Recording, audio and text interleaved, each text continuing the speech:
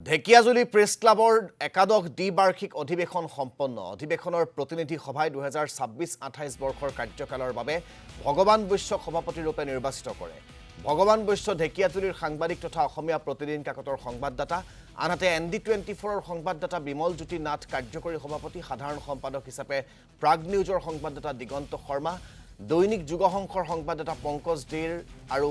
অসমীয়া খবৰৰ হিঙৰিৰ সংবাদদাতা বিপুল ফয়েল সহকাৰী সম্পাদক হিচাপে নিৰ্বাচিত হয় শুকুৰবাৰে পুৱা সভাপতি ভগৱান বৈশ্যই ঢেকিয়াজুলি প্ৰেছ ক্লাবৰ পতাকা উত্তোলন কৰি অধিৱেশনৰ শুভাৰম্ভ কৰে বাৰ্ষিক অধিৱেশনখনি আজি প্ৰেছ ক্লাব ভৱনত দিনজোৰা কাৰ্যসূচীৰে অনুষ্ঠিত হৈ যায় প্ৰতিনিধি সভাৰ অন্তত বিষয় বাছনি সভা অনুষ্ঠিত হয় আৰু এই বিষয় বাছনি সভাত সভাপতি কাৰ্যকৰী সভাপতি আৰু সহকাৰী সম্পাদক পদৰ বাবে নিৰ্বাচন অনুষ্ঠিত হয় ভোট গ্ৰহণৰ জৰিয়তে বেলট পেপাৰৰ জৰিয়তে আৰু এই ভোট গ্ৰহণৰ অন্তত সভাপতি পদত মই পুনৰবাৰ বিজয়ী হৈছোঁ এইবাৰ এইটো কাৰ্যকালৰ কাৰণে ঠিক একেদৰে